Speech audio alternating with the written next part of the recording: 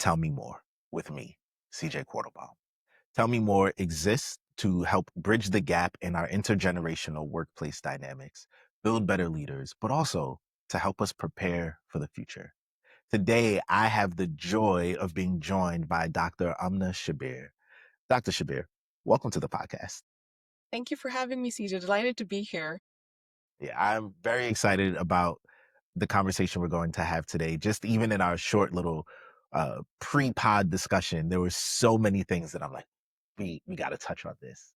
So we'll start easy. Just tell us about yourself. Who are you? Where are you from? And what do you do now? Wow, that's a big question though. So I guess I'll start a little bit with my professional slash personal introduction. I am a physician. I'm a geriatrics internal medicine doctor. I am also a master certified life coach, a national board certified health and wellness coach.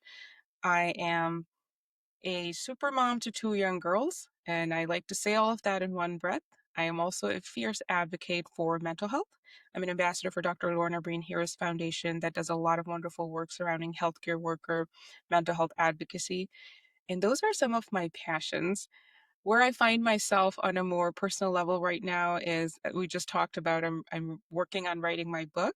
And if there's anyone out there who is also in a similar boat, or if you have already written your book, you are amazing because writing a book will bring up everything that you might have thought that you worked on already. But here it is. And so, as far as life goes, it tends to oscillate right now between book writing, podcasting. I also launched my own podcast recently. It's called Success Reimagined with Amna Shabbir, MD. And then momming, entrepreneuring, speaking, and I do love taking care of older adults. So on my clinical days, I care for the elderly. I love all of that. You are the consummate multi hyphenate. I love how you were just like, I am also, I am also, I am also. And because I think what your life shows is kind of the full expression of who we are and what we can be and what it looks like to pursue multiple passions while also not sacrificing your family or your health and well being, which is a lot of the focus of your work. How did you get into wellness coaching? My desire, thank you for those kind words first. So I will say this that medicine happened and there are two parallel journeys happening in my life. I picked up the 7 Habits of Highly Effective Teens around the time I turned 13. I can't remember the exact pinpoint moment, but I read it and it made a big difference in my perception of my autonomy and how I could create so much change around me. And so I went to my mom and I said, whatever this is, I want to do this. And like, I want to study positive psychology later on. My mom looked at me like a really nice, well intentional South Asian mom said, I don't understand what you're talking about. You're becoming a doctor, and then we can talk about whatever else you want to do later in life. And this, I feel a lot of what is happening now, that part. But continuing through medical education, through the rest of my journey, I continue to pour into that part of learning how can we grow, how can we take care of ourselves, learning about well-being. More so, I would say, learning how I could focus and all of these other elements of well-being. We like to dichotomize our lived experiences, and that's why I share all my roles in one breath, is because marketing and media does not tell us that. We like to see people in black and white, one specific role. Like if I am Dr. Shabir, I will should only present myself as a doctor, or if I'm a wellness coach, I should only present myself as that, or if I'm talking about motherhood, I should only talk about that. The reality is all of our lives are complex. Many of us are carrying many different roles. And so I like to lead with that. And that is why I got fascinated with wellness, because so much of it is not dichotomous, it's not binary. Who we are spills into all facets of our life. We love to talk about, well, let's do leadership development. If my brain is thinking about, did I pack lunch? I'm not doing leadership development in that moment. I can't be present as a doctor. I can't be present as a coach. All elements of our being are interconnected. And that's really what drew me in the start. And that's where my philosophy is. But as life progressed, things happen and things happen and those awful moments can serve as fodder for later on resilience, growth, post-traumatic growth in specific. I was in medical education. I was a resident at Cleveland Clinic. I had my first daughter, and after that had really bad postpartum depression.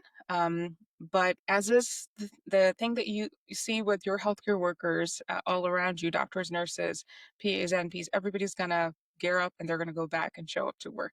So I continued working, and thankfully I was fine. But then I had my second child, and I had again had an episode which I thought would be better because I was working full time, but it was way worse, and I was not prepared for that. So those 2 moments, I would say they really stand out, and what does wellness even mean? And in smattered in the middle of all this, I had burnout. I had a phenomena that it's wrong to just call burnout when you talk about healthcare workers. So I was similarly experiencing moral injury. I was experiencing physical health manifestations of stress that were severe. And then life sort of came to a crashing halt when I actually fell and literally fractured my foot. Um, Thought that I am superwoman. So I got right back up and kept walking, displaced the fracture, made it way worse, and sort of was bedridden for a specific amount of time. And after that, went back on and on. The pandemic happened to us. All of those things, if I step back, was there one moment? I would say that my entire life has so far been helping me, kind of nudging me towards this conversation. And that's why, and as far as the podcast goes, the tagline for the podcast is exploring the crossroads of ambition and wellness. How can I honor all parts of me? And what does this word even mean? I mean, the word wellness, what does it it means so much, so many different things to so many different people. And so that's where I love to explore that further with my clients and my speaking engagements and everywhere I am. And how can we break this down and actually make it mean what it's supposed to mean and not really something that we should use to beat ourselves up with. Okay, I have 2 follow-up questions, and I'm gonna ask them together because I think they'll both kind of dovetail. But 1, how did you find yourself coming out of the postpartum depression, the fracturing of your foot, the burnout, the everything? And to piggyback on that, because you said wellness can mean so many things to so many people. What does wellness mean to you? Excellent questions. So I'll answer the first one. The first episode was different. It was shorter, I would say, and, I just really was able to immerse myself in work, and work was my drug, and I do suffer from workaholism, and it did allow me to numb out, and I would say my postpartum depression, if somebody was to say at that point, was pretty high functioning. So, what do you do? When you don't do what you need to do, when you don't know what you need to do, you work more. You just keep working more, and so I think that I worked my way out of it the first time. The second time, um, I was still working. I was working as a full-time primary care doctor. I would come home and have the same struggles. I have severe perfectionism, which prevented me from asking for help because my very real performance-based identity meant I always was the person who had the answers, who always looked flawless or tried to. And, asking for help was really not something you did, and also there were very real social cultural, like, overtones in terms of being a South Asian woman. I mean, you don't really talk about having postpartum depression when people around you are potentially struggling with way worse, and so your suffering is not something that you talk about because you minimize it. It's not as bad as somebody else who's going through so much worse, and that's the narrative I told myself. And then as a physician, I had a very real concern. What would actually asking for help mean to my medical license? Because these are questions. That's why a lot of your healthcare workers are not asking for help. Because even for something as simple as postpartum depression and anxiety, maybe taking a medicine means you have to tell the medical board, your hospital system, everything. And does that invalidate me as a physician?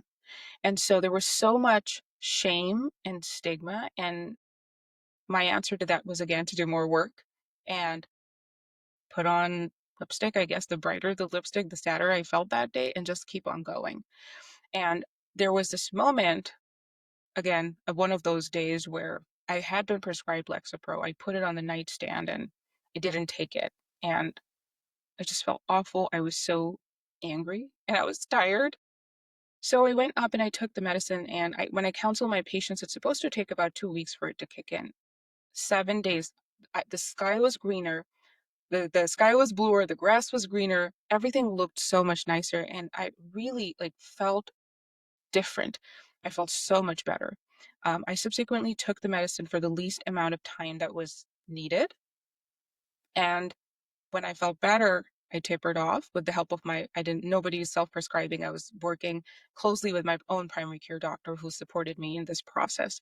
So, what helped me get out of it was the first time was to ask for help or really, really whisper for help that it was that bad, that I felt that awful. And I needed to act, I needed help. And so, as a female physician, I am one of the highest risk groups when it comes to suicide. We don't talk about that enough. And Mm, I'm prefacing by saying this, and if anyone's listening and they feel triggered or uncomfortable, please call 988. That's the number, that's the hotline number. And while things didn't get there for me, but I mean, that's those barriers that we have in place in terms of legislation, credentialing, those things prevent our healthcare workers from seeking help. So I'm really grateful that I whispered for help and I got help. And the first step for that was actually pharmacotherapy. And along with that, I sought counseling. I'm so glad that I was getting coached during that time. So we have this illusion, we bootstrap our way, we have it all together. And I had to let go of that. Nobody does it all alone. Nobody who looks put together, whose house looks like it's, from Instagram, real polished version. Nobody's there doing it all, and we need to counter that narrative. And that's really why I'm so passionate talking about perfectionism, because for me it really was so dangerous. And when I started asking for help, things started to get better.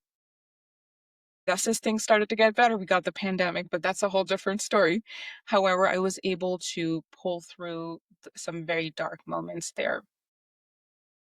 Now, to your second question, what does wellness mean to me right now? Wellness morphs every day. If I was to say, I don't like ironclad definitions. Well, here's wellness. This is how there's a very prescriptive way to look at it, right? I am a doctor. I love giving advice. Um, but I like leaning into the part of me that is a coach, a health and well-being coach, because wellness is different for all of us. Wellness is different for us for every season of our life. It is different for us in terms of the culture we're raised in terms of the humans we are taking care of. For somebody who is in the sandwich generation, caring for younger children, caring for older adults, I'm not going to sit next to you and tell you, well, you have to wake up and journal for like 30 minutes and then go take 20 different supplements and stretch. Are you kidding me? I mean, I've been part of panels where people give these really prescriptive, sleep this much, journal, do this, and then you're going to be fine. No one is doing that. And that means, ergo, we're constantly struggling. If it's not perfect enough, good enough, we're not doing wellness right. And so, what does wellness mean for me is, first of all, to let go of these rigid norms and ideas that when I will do this amount of XYZ, then I'm well. Then I'm morally allowed to feel well. I have to tailor it to me. Right now, in this season of my life, I have created some core tenets that I like to practice. And one of them is releasing attachment. The second is leaning into self compassion and self criticism, and having very like warding off self criticism, leaning into self compassion and having intentional practices surrounding that, and doing more presencing, allowing myself to do things from a space of intrinsic motivation and not really just outcomes. For example, I want to exercise because I want to look good. It can be okay if that's a good enough reason, but also I want to exercise because it feels good in my body. And what does exercise even mean? It could be just means stretching that day. It could be cardio. It could be working with your personal trainer. You have to find what it is, and you have to hold on to things in doable ways that you can keep doing. The best thing is the thing that you can do over and over again. And if you go online and there are people around you, the content that you're consuming that constantly makes you feel less than, that's really not helping your case. You hit on so much there. Uh, yeah, just this idea, especially in wellness circles, if I'm not getting the sun, the 15 minutes of sun, and I don't have the red light therapy and cold plunging and making sure I get 180 grams of protein and I got to get my cardio. It's like it's all so much and it can lead to this feeling of, well, I'm just not doing anything right. I'm failing everywhere. So I love that you talk about this idea of just releasing yourself from those burdens. Because none of us, unless we're like a 22-year-old Instagram influencer, are actually able to do all of those things in one day. Like I've mapped it out. If I could work out the way I wanted to, I would work out for almost 2.5, 3 hours a day. One, at this age, my body's not built for that. Two, I've got kids. I've got a job. I've got responsibilities. I can't just carve out 2.5 hours for all of the journaling and the meditating and the journaling. Like it's impossible. So I appreciate that. Tell me about this idea of perfectionism and how toxic it can be on us. CJ, I'm so glad that you mentioned that because these are the kind of conversations when we have them, we start to challenge and normalize normalcy. Because the I have to, when you said cold plunges, I had to jump in and have a conversation right here before we move on to anything. Because this is the problem. This is the problem, and this is what feeds into perfectionism. It is this illusion, a very prescriptive illusion. People are profiting off of that illusion. They are profiting off of your lack of self-acceptance and this real big ideal that you have in your mind. And I'm saying you, I mean we, because I'm very much a part of that. I have written an article in the past about my agony with like nighttime skincare routines. Am I putting retinol? I'm not. For everyone listening right now, I do get a lot of like. Have I purchased it? Yes. Do I put it on every day? No. I don't So, even know what that is. So so it's like this real element. And I know people that are starting businesses off of those things, right? Off, these are all like now they're cold plunge businesses and all these other things. Why are they in place? I nothing against retinol, nothing against cold plunges. It's the intention. If your intention is that I am broken and something is wrong with me that I have to fix, versus if your intention is I want to do what's good for me. I want to do good for, if your intention is that you're running towards something, you're running towards a specific activity, whether it's cold plunging, whether it's meditation, whether it's whatever, that shift in intention is going to make all the difference. Because if you're operating from deficit thinking, like something is wrong with me, and when I do X, Y, and Z, I will be complete. You're going to continue running and hustle. And that, in a nutshell, is perfectionism as well. Because perfectionism is when we put these extremely unrealistic, rigid expectations on ourselves, and we believe other people have also put those expectations on us. And that's how, we're just tired and exhausted. And the word that I like to lean into, this is off of a conversation I had with Dr. Clarissa Ong, who is an amazing psychologist and has written the book The Anxious Perfectionist. That conversation is to be released soon. And she used the word rigid when we describe perfectionism, this very inflexible way of looking at things and being. And so, why is perfectionism a problem right now? If we break down perfectionism, there are three main types. The first is self-oriented perfectionism. I expect myself to be X, Y, and Z, like rise to this occasion and do all of these things. I am superhuman. The second type is other oriented perfectionism. People around me expect me to be this way. My boss, my mom, my wife, my children, or I expect my children, all of that. That is other oriented. And the third is socially prescribed perfectionism. Society at large, my culture, people around me, they expect this from me. People on Instagram. So when you look at research conducted by Dr. Thomas Curran and his colleagues, all three types of perfectionism have risen over the last decades. The one that is startling and most scary is socially prescribed perfectionism that has risen the most, and it's risen the most in young adults. And that is that society expects us to look a certain way, to behave a certain way, to have certain number of degrees, material possessions, or whatever it is.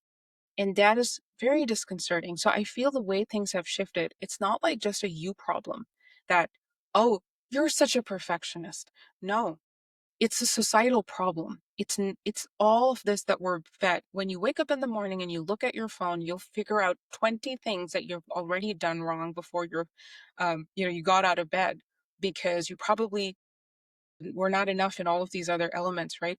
And that narrative continues to play out all during the entire day. And we're tired. And so when I talk about perfectionism, a lot of time people confuse it with healthy striving. And I have personally been on a quest interviewing multiple people on this very specific topic and what it means to us.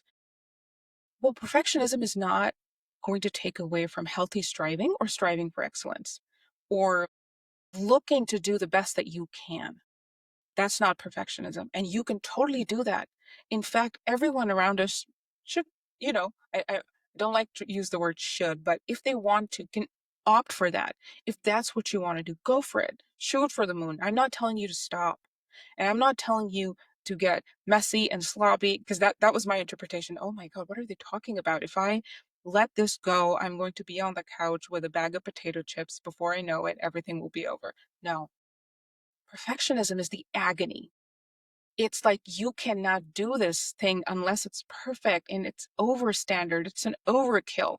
And only then you're going to do it because, first of all, you might not get started. A lot of us have been there. We procrastinate, we get paralyzed. Or you know that when you get there and you'll rejection will happen and failure will happen because those are parts of life and existence. You will be so hard on yourself, you're not going to be able to get back up.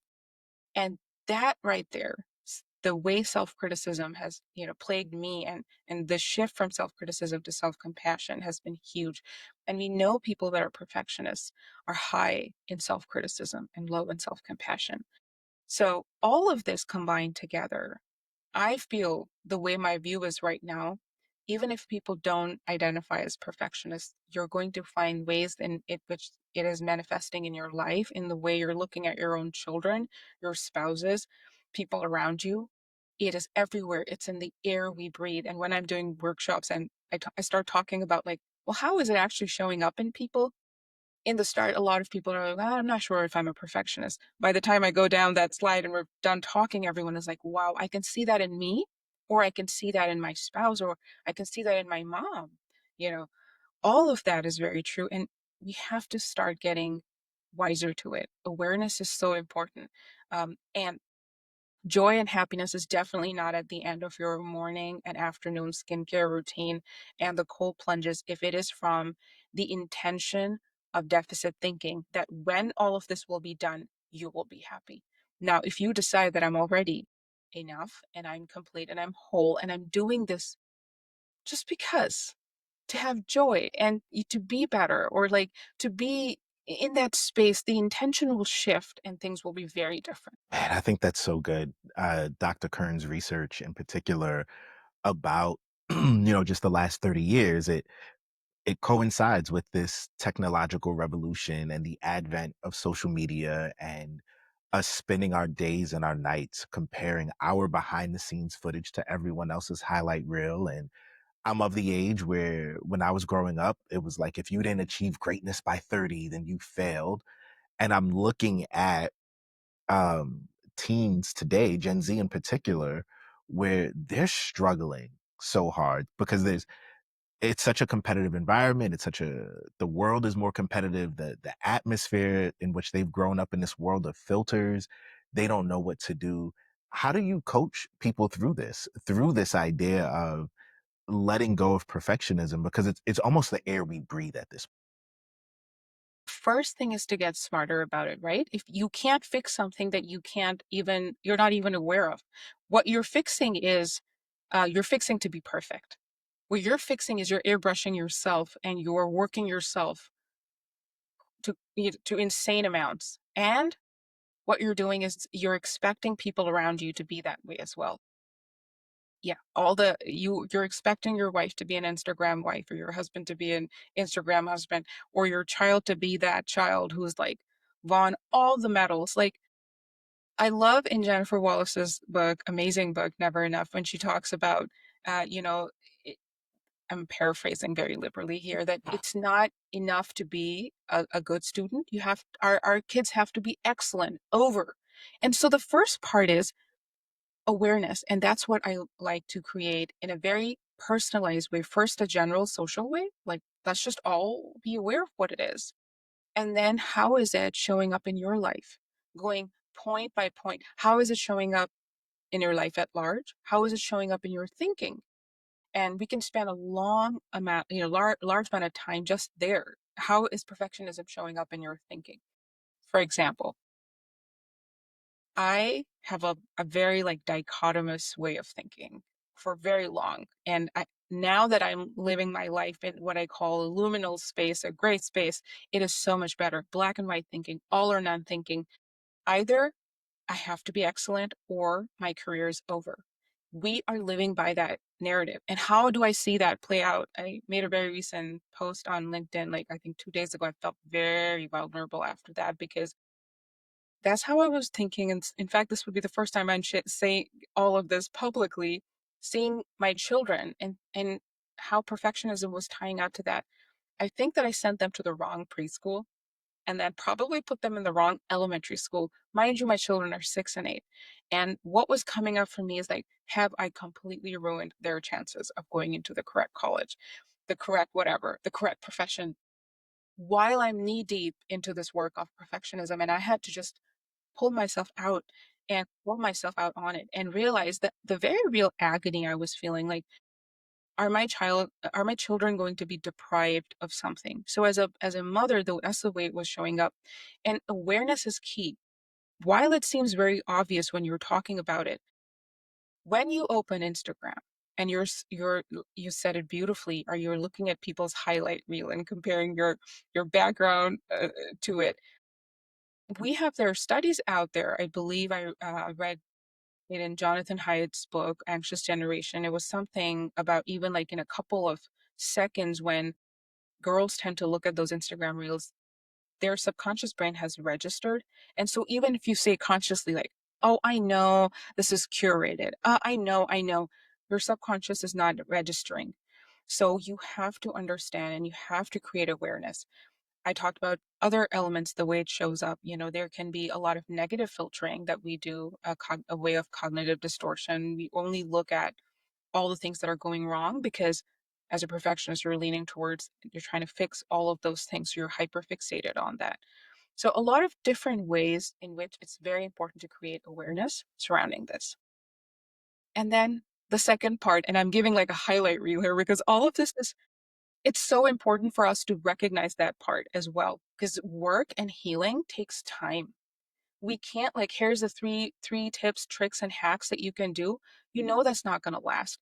And the more we're falling into those narratives, we want quick relief. We keep looking for like, here are 3 things that you can do. That narrative is causing us a lot of pain because that's not how healing works. Healing takes time. It's messy. It's gross, and you have to sit with the gross. And so the second part of that journey after self-awareness is how can you lean towards self-acceptance? And and all of that starts to come up. Specifically, when we talk about perfectionism, I invite everyone to notice and start looking at how do they fail? How do you deal with rejection? Are you rejection resilient? What happens when things don't go your way? What happens when that beautiful color coded schedule doesn't pan out? What happens when you go in a meeting and you bomb? What happens when you put your kid in the best preschool and school and middle, elementary, high, and they don't get into the college that you wanted them to go to, as if your child is another commodity? You know, what happens when you deal with that rejection? Is it a rejection of you? Have you rejected yourself? Or is it a rejection of the process? Is rejection a process of learning? Or is it the end? So a lot of how we deal with life is how we deal with failure. And I really like to sit there and we talk about that, and we coach surrounding that, strategize surrounding that. And for the sake of brevity and really trying to focus on two elements here, the third part I really like to lean into and talk about is self-compassion.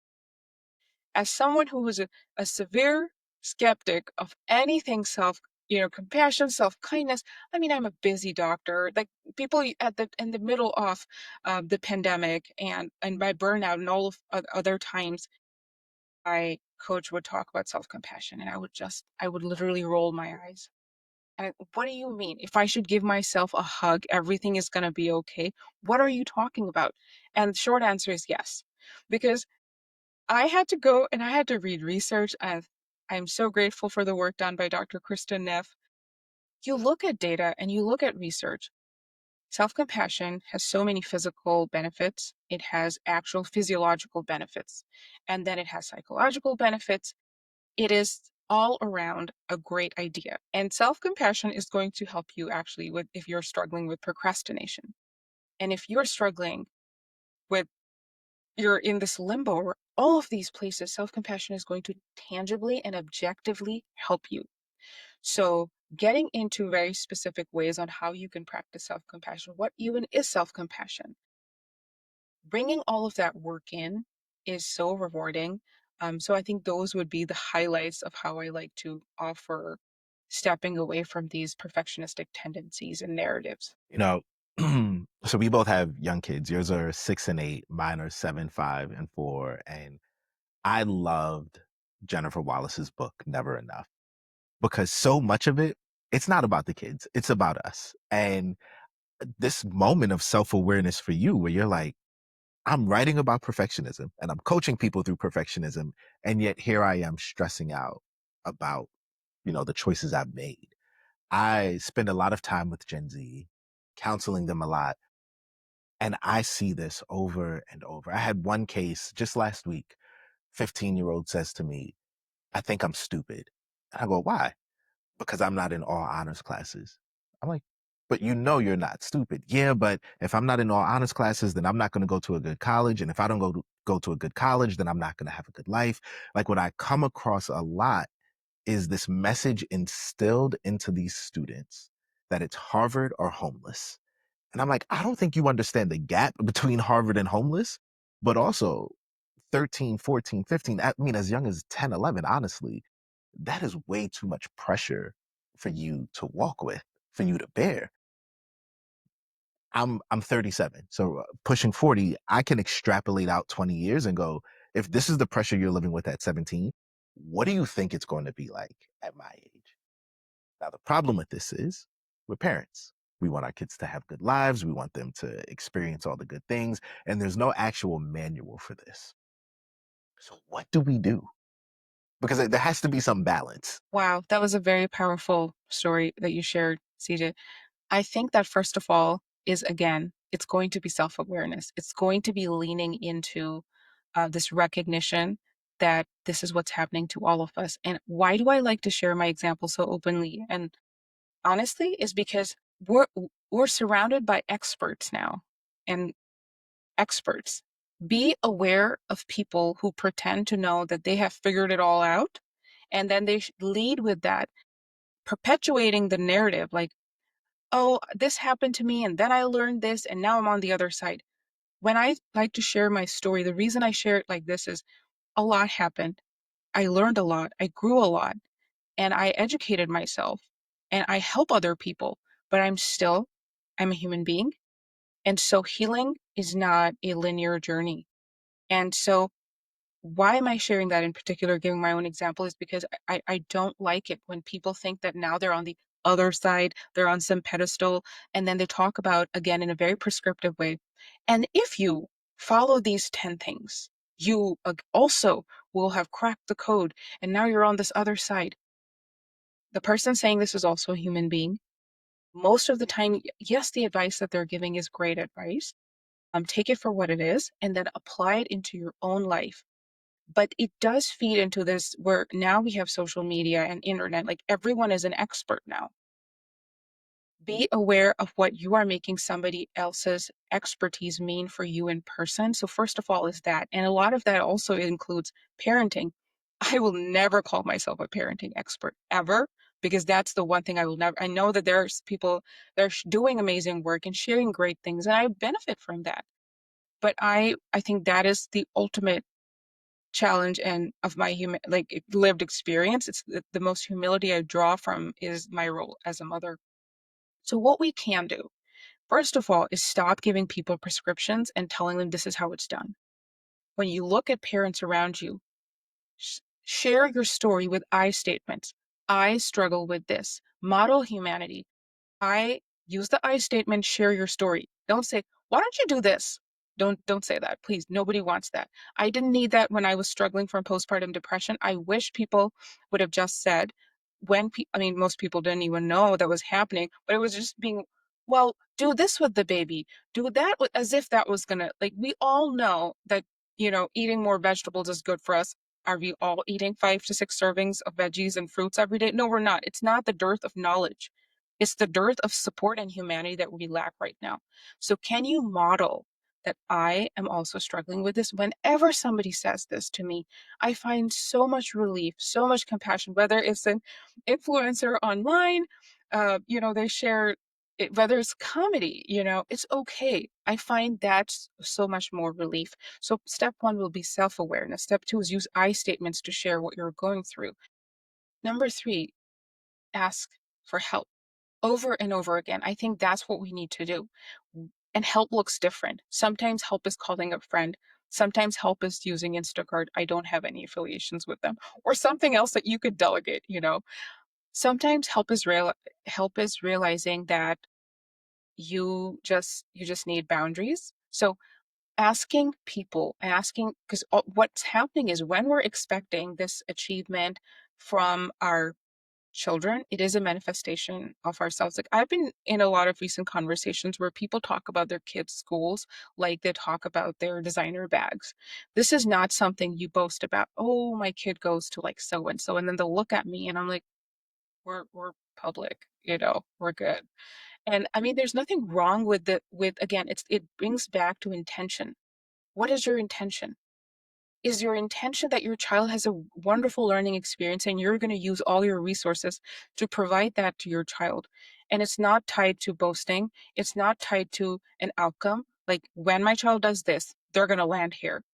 It's natural for us. And it's so much, that's a fear based existence too, right? I fear for my children. I want them to be in academically well adjusted, inclusive spaces and be that way. Like, that can be a desire, but that if it overrides into fear, that's going to drive my experiences in a very different way. So we're stressed out because we're not asking for help. Everybody around us looks like they're perfect, and we're not allowed to ask for help. And then also, we're tired and we want our children to perform the way we want. I've written a prescription for your life. I've secured the funds now. That was the problem. I've secured the money away. Now all you have to do is go do that, child. Go be that child who learns how to play all the instruments, the sports, do the thing, like the wonderful 15-year-olds example that you gave. You know, this is what's happening to our children. They're unable to cope. They're unable to communicate.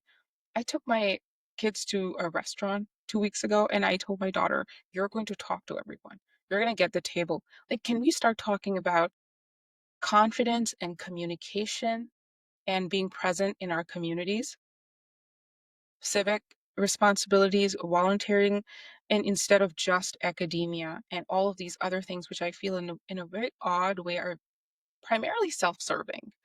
So if we start to shift the narrative by asking for help and saying, "Hey, I don't have it all together, can you come help me?" I think it's primarily leaning back into those narratives where we talk about it's so important for us to ask for help. I think you hit so much on just the power of community.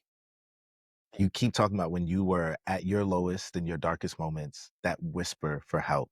It's this reminder that we're not in this life for ourselves. So when we talk about our kids and, volunteering, civic engagement, we're talking about building eulogy virtues. There's resume virtues and there's eulogy virtues. And what we seem to be doing as a society right now is saying, build your resume, go to the right school, play the right instruments, do the sports, be the leader of this club. Like there are stories of kids who have started nonprofits about things they don't care about because it looks good on the college application. I've been to a lot of funerals in my life, and I never hear anyone talking about work, never hear anyone talking about achievement. It's always, who were you? How did this person make me feel?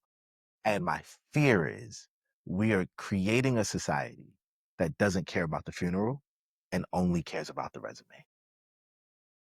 I have to agree with you on that. That was really powerfully shared. And it really resonates deeply because I feel that's what's happening.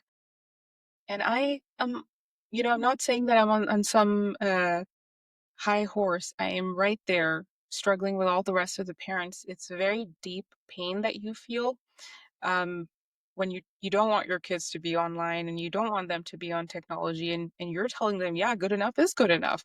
Go and actually have fun. Go play out in the yard and you don't have to worry about this. It's really hard. I feel also finding myself in other very rigorous academic circles where other parents are doing all of these things. How can we start normalizing and shifting the narrative that it is okay, that we are a part of a community and we have to show up like that? I also think that at some point, I mean, I've lived it. I've lived it. I've gotten all the shiny objects. And did the shiny objects equate to joy? They did not. And I had to actively, I would say, de escalate. I was almost about to take another exam to make my name a little bit longer. And I had to stop.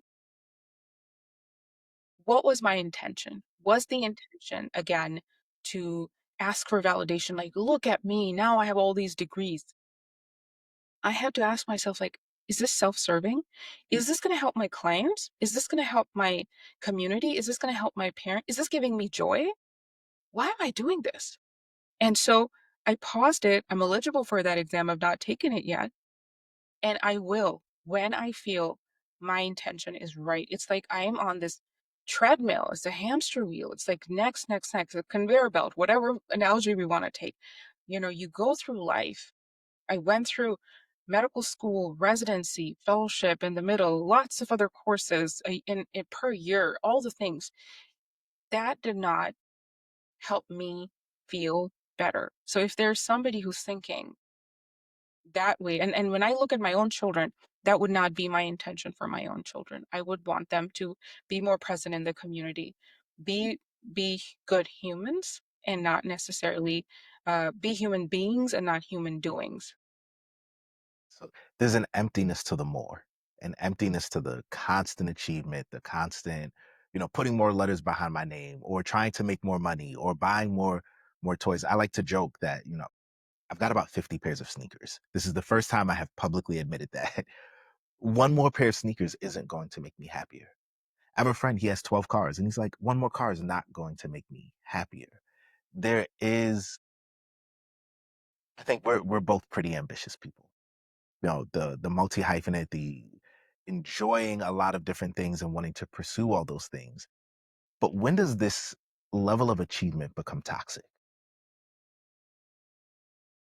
I think it comes back to the moments that you'll notice you're so tired, you're exhausted, you're so overwhelmed. You'll know it. Like you'll know it in your bones. It's almost this exhaustion that settles so deep because now it has become a part of your DNA. My workaholism is so deep it will take years to unpack it completely because it will show up in other things. If Amna decides that she's going to throw parties and be more present with her friends, oh well, then she's going to get on that like very intensely. So I feel that it keeps coming back to re-examining your intentions over and over again. I don't think there's anything wrong with the amount of sneakers that you own. If that's like the sneakers are there and they're giving you joy. Like if that's like your thing, it's okay. Again, I don't want to be that person who starts putting like money and morality and all that, that's a whole complex debate, and I'm not qualified for that. But I do want to invite you to look at things around you, things that you're trying to buy or achieve or expect from people. What is the intention behind it? you might not even know what the intention is. I did not know by the time I was like at my third degree, and I'm like looking at, well, how did I get here? Why am I doing this actually? Is it because my mom wanted me to do it or I wanted to do it? Or, I mean, all of that, yes. I'm not discounting my experiences. It's been an absolute privilege and joy, and I love it. And I do all of this talk too as well. Of course, I'm having this conversation from a space of privilege. Absolutely. But have there been other elements in there? Yes. So I think when you lose yourself and you don't remember what your original intention is or your goal is, and that's why you have to every now and then reflect. And now I just write sentences over and over again. I ask myself, why am I doing this very clearly? Like, why? And underline the why. Why am I doing this? And then I ask myself, is this going to give me joy? What is the intent behind it? Because joy is also, it's a word that seems very inaccessible when all you're doing is you're working. But why are you working? What is it? And when I started getting clear on that, now everything is all the more fun.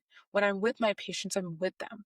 I'm truly with them. And I created work and spaces that would allow me to be present, just to allow me to spend that much time with my patients. I know that if I was, in a traditional healthcare system, I wouldn't be able to do that. And that was living against my values. So part of that is getting clear with your intention and your values.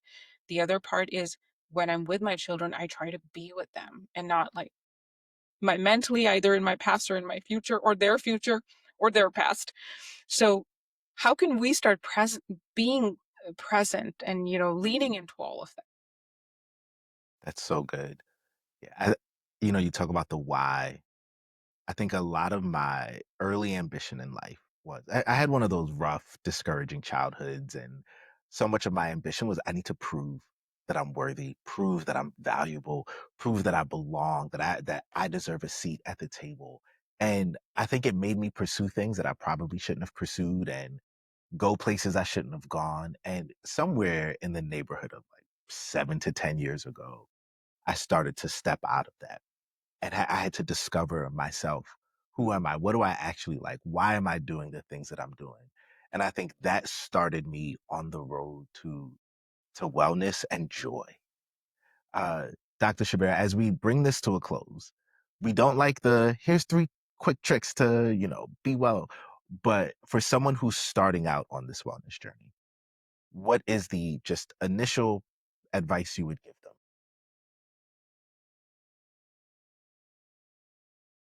You're not broken. You're not having mental health illness is not equal to I am broken. Please know that whoever is listening to this, if you're struggling in any shape or form, you are exactly the way you're meant to be. Now you can go out and create this amazing, beautiful life for yourself from a space of intention and wholeness. You don't have to go out looking for bandages to fix the broken self. You can create and you can improve and you can be better and you can create growth for your family or whatever you want to call it from a space of wholeness and anchoring yourself in yourself. And right now, as you listen to this, I know that this might sound very inaccessible.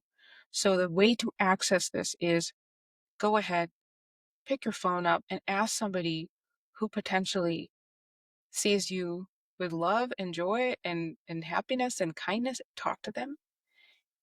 If you are in a more darker place, and places that we find ourselves can get darker and lighter depending on where we're at, ask for help and ask for help over and over again. Ask for help. We were not meant to do this life alone. Talk to your doctor, talk to your counselor, talk to your therapist, talk to your spiritual guidance, talk to somebody, talk to a friend, talk to your neighbor, walk out the door, open the door, talk to another human, and ask for help. Whatever that looks like for you, you matter. You're not broken. You are not broken. We are not meant to live this life alone. Such powerful words, such real words. Dr. Shabir, where can the people find you if they want to work with you or just keep up with what you're doing? I would love for folks to check out my podcast. It's called Success Reimagined with Amna Shabbir, MD. And if you would like to see, I primarily hang out on LinkedIn with my first and last name. You'll find me there. And my website is dramnashabir.com. Dr. Shabir, thank you so much for joining me on this episode of Tell Me More. And thank you for watching or listening, however it is you're tuning into this. Please, I want you to drop in the comments below. What are your thoughts on wellness, on perfectionism, on toxic achievement, on just trying to be better? And where do you find hope and encouragement in that conversation? And I'll see you next time as I ask you to tell me.